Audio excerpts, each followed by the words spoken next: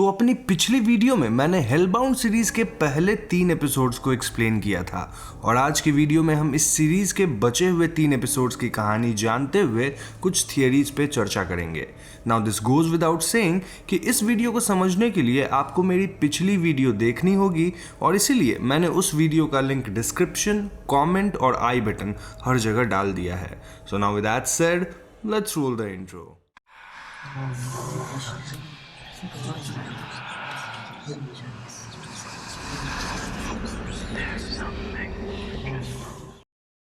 तो 4th episode की कहानी 3rd एपिसोड के 4 साल बाद से शुरू होती है, जब द न्यू ट्रुथ एक बहुत बड़ी ऑर्गेनाइजेशन और रिलीजन बन चुकी है और यहाँ हमें एक वीडियो एड दिखाया जाता है। ये video ad the new truth organisation ने किसी कंपनी से बनवाया था जहां वो लोगों को राइटियस होने कह रहे थे। द न्यू ट्रुथ वालों का कहना था कि लोगों को पाप नहीं करना चाहिए और अगर वो पापी हैं तो उन्हें एटलीस्ट अपना पाप छुपाना नहीं चाहिए। यहाँ हमें एग्जाम्पल मिलता है कि कैसे एक इंसान को डिग्री मिली थी और उसने इसे छिपा कर रखा। देन उसने अपने मरने वाले डेट से पहले ही आत्महत्या कर ली, बट स्टिल वो 3 मॉन्स्टर्स आए और उस मरे हुए इंसान के आत्मा को जीवित करके उसे हेल बाउंड किए।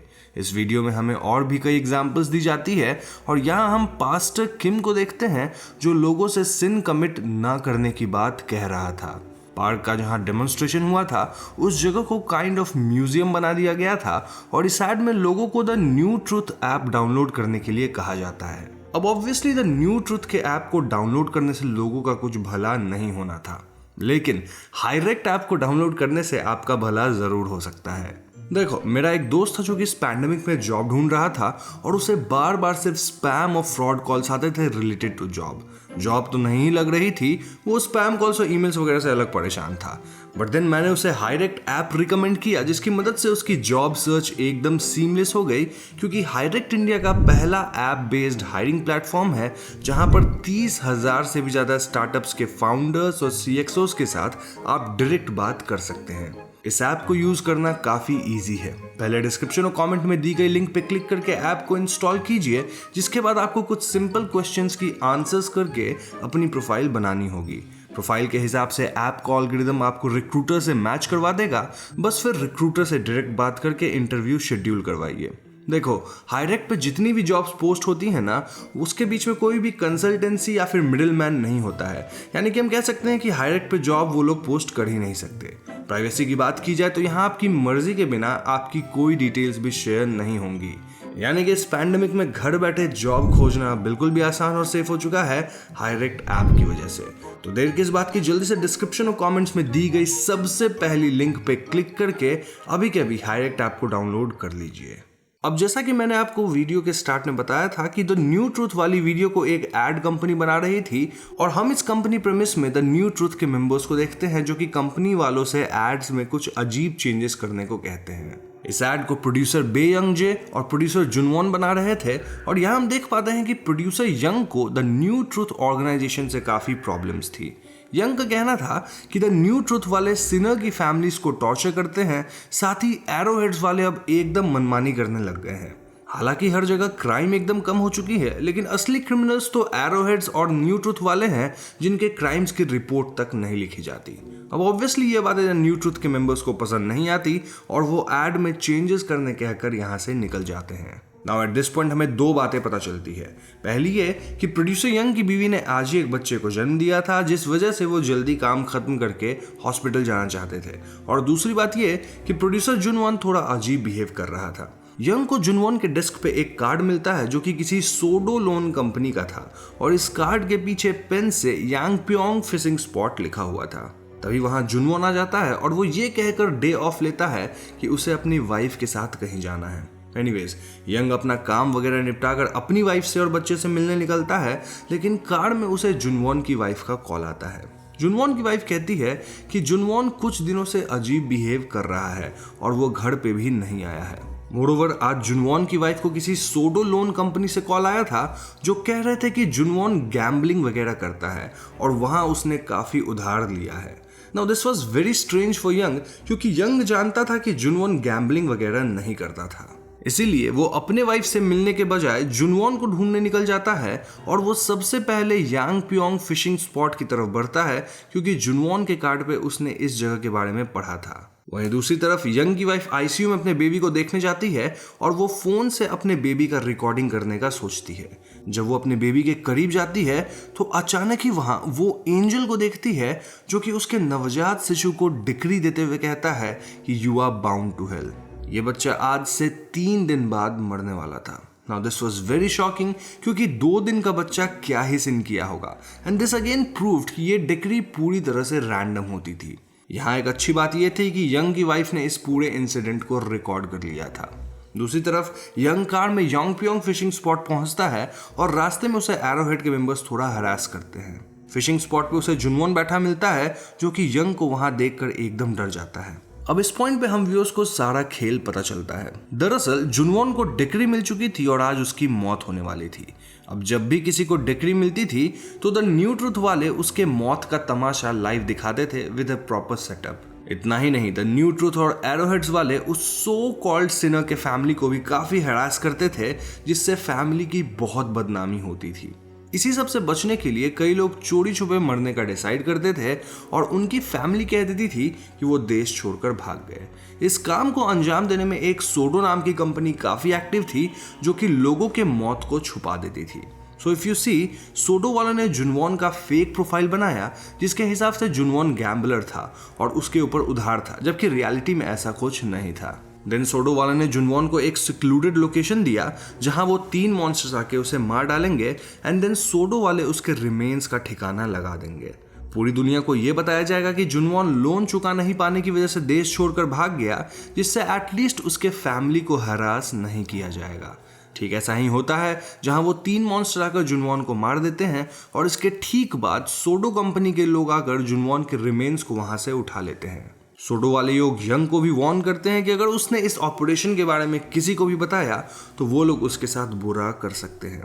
अब इस कंपनी का एक मेंबर एक प्रोफेसर था जिसका नाम ह्योंग जुन था, जिसके इंटरव्यू को यंग ने टीवी पे देख रखा था और इस कंपनी की लीडर और कोई नहीं बल्कि एडवोकेट मिन थी।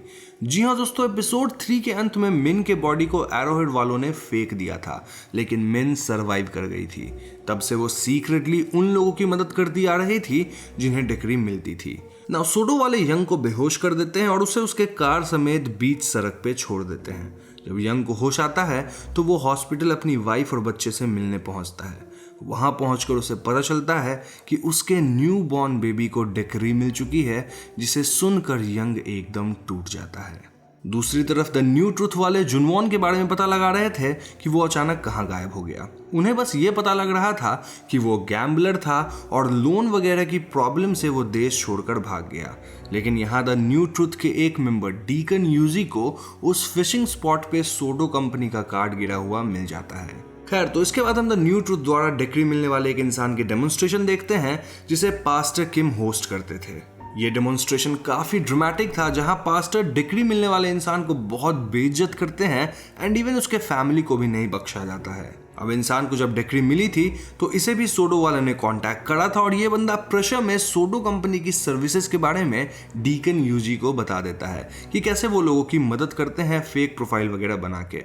नाउ डेमोन्स्ट्रेशन में ठीक वही होता है, 3 मॉन्स्टर्स आकर इसे मारते हैं एंड देन जला देते हैं। इस इवेंट के बाद डीकन यूजी फौरन सोडो कंपनी की इंफॉर्मेशन और सोडो वाला कार्ड लेकर पास्टर किम को देता है।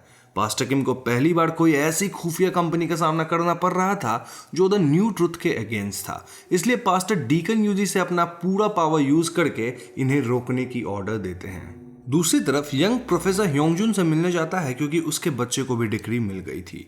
यंग प्रोफेसर को वो वीडियो दिखाता है and this was very shocking for him and some सोडो मेंबर्स। प्रोफेसर फौरन यंग को लीडर मिन के पास ले जाते हैं और यहाँ मिन कहती है कि वो इस वीडियो को दुनिया के सामने पेश करना चाहती है, only with young and his wives permission. ऐसा इसलिए क्योंकि इस वीडियो को देखकर दुनिया के लोगों की आंख खुलेगी कि डिक्री किसी को भी मिल सकती है और जिन्हें मिलती है वो सिनर्स नहीं होते। अब यंग नहीं चाहता था कि उसके बच्चे की वीडियो को पब्लिश किया जाए, साथ ही यंग की वाइफ भी ऐसा नहीं चाहती थी, इसीलिए ये कपल डिसाइड करने के लिए थोड़ा वक्त मांगते हैं। इस पॉइंट पे प्रोफेसर अपनी स्टोरी यंग को बताते हैं जहां उनकी बेटी को भी डिक्री मिली थी। प्रोफेसर बताते हैं कि वो और उनकी बेटी कार में बीच जा रहे थे जब अचानक ही उनकी बेटी को डिक्री मिली और उनकी बेटी के पास सिर्फ 10 सेकंड्स का वक्त था। ऐसे में वो दोनों काफ़ी हड़बड़ा जाते हैं और इनके कार की एक्सीडेंट हो जाती है। उसके बाद वो 3 मॉन्स्टर्स आकर प्रोफेसर की बेटी को मार देते हैं and this was very traumatic क्योंकि प्रोफेसर की बेटी काफ़ी यंग थी और उसका क्या ही सिन होगा। इस कहानी को सुनकर यंग काफ़ी मूव होता है जिसके बाद वो अपने घर चला जाता है। दूसरी तरफ डीकन यूजी एरोहेड्स की मदद से सोडो के बारे में काफी कुछ पता लगाता है, जहां उसे पता चलता है कि सोडो की लीडर मिन है। डीकन यूजी एक सोडो मेंबर को आइडेंटिफाई करके उसे पकड़ भी लेता है और वो उस मेंबर को बहुत टॉर्चर करता है। वो सोडो मेंबर प्रोफेसर की आइडेंटिटी रिवील करता है जिससे एरोहेड्स वाले प्रोफेसर की कार पे अटैक करके उसे भी पकड़ लेते हैं। प्रोफेसर की कार से द न्यू ट्रुथ और एरोहेड्स वाले को वो जीपीएस लोकेशंस मिलती है जहां प्रोफेसर ट्रैवल कर रहे थे, यानी कि इन्हें अब मिन के हाइडिंग स्पॉट के बारे में पता चल गया था। ये लोग प्रोफेसर और दूसरे कैप्चर्ड सोडो मेंबर को जिंदा फर्नेस में जला देते हैं, जिसके बाद ये मिन को पकड़ने जाते हैं। अब हाइडिंग स्पॉट पे मिन को ये लोग आते हुए दिख जाते हैं और मिन बड़ी ही मुश्किल से इनसे भाग पाती है। इस भागम भाग में वो इंजर्ड होती है, लेकिन किसी तरह वो सरवाइव कर पाई थी। तो अगले दिन एरोहेड्स वाले प्रोफेसर और सोडो के उस मेंबर की जली हुई लाशों को शहर के बीचों बीच ये कहते हुए टांग देते हैं कि ये दोनों सिनर्स थे। This was very scary for people और इसे न्यूज वाले भी कवर कर रहे थे।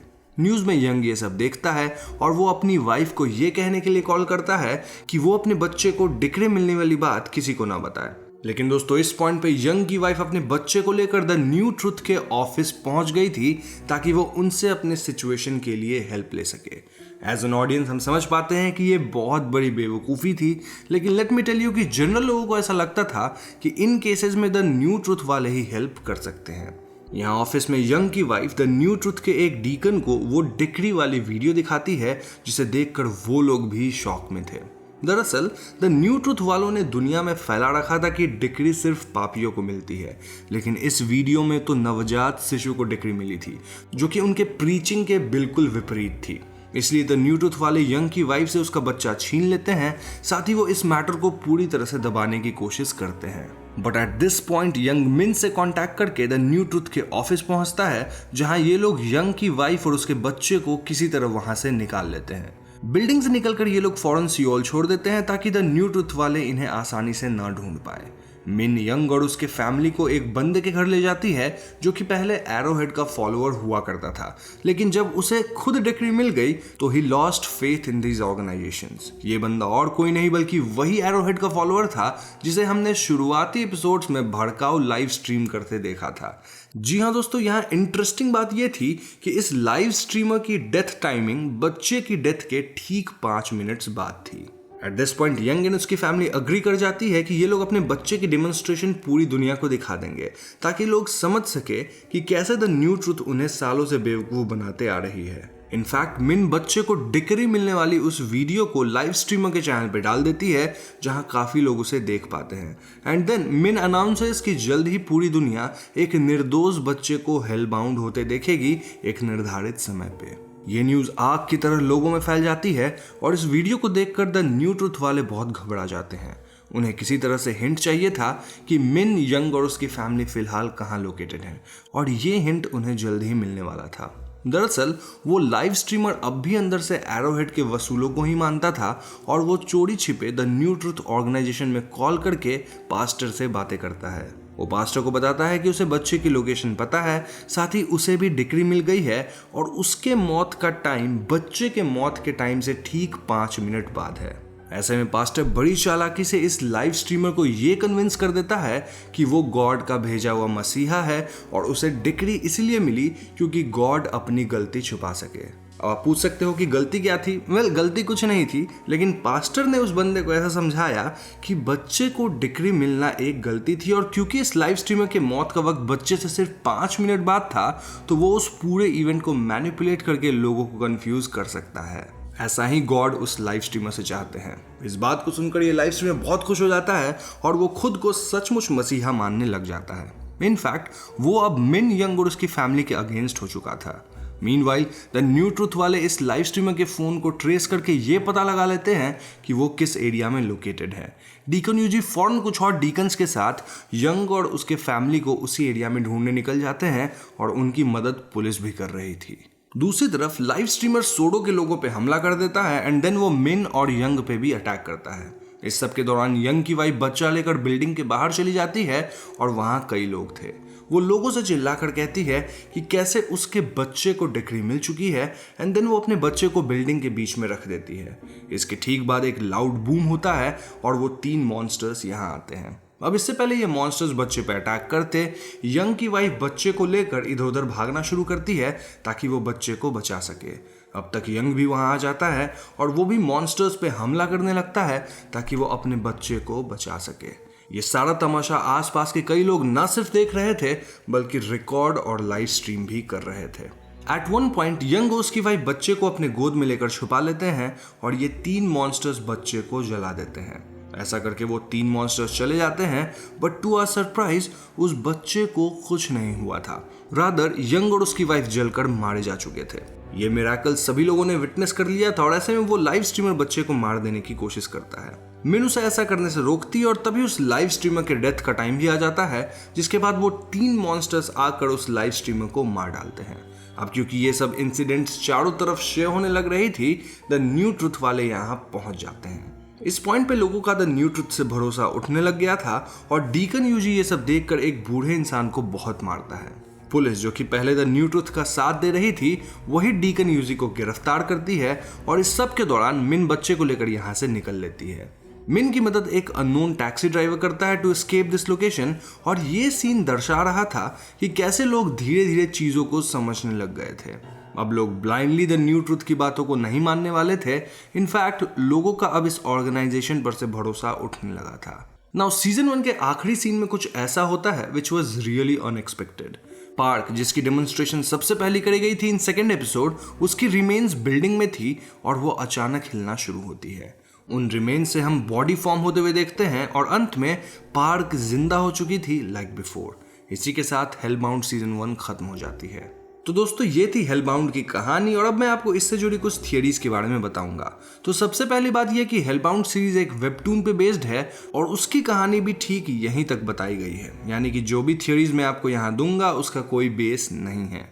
So the first question is कि वो 3 मॉन्स्टर्स कौन थे और वो एंजल जो डिक्री देता था वो कौन था। वेल इसके बारे में हमें कुछ बताया नहीं गया है, लेकिन मैं अपनी प्रेडिक्शंस बता सकता हूँ। या तो वो सच में एंजल और हेल के मॉन्स्टर्स होंगे जो कि रैंडमली लोगों को डिक्री दे रहे थे, या फिर वो लोग किसी तरह के एलियंस भी हो सकते हैं जो कि ह्यूमंस पे एक्सपेरिमेंट कर रहे थे। अब सच्चाई जो भी हो, एक बात तो तय है कि वो लोग पापियों को नहीं बल्कि रैंडमली किसी को भी मार दे रहे थे। And it would be fair to say कि इस पूरे सिचुएशन को ह्यूमंस ने बहुत बुरी तरह से हैंडल किया। नाउ सीजन 1 के एंड में पार्क वापस जिंदा हो गई थी एंड हो सकता है कि पार्क जैसे ही बाकी मारे जाने वाले लोग भी जिंदा हो जाए।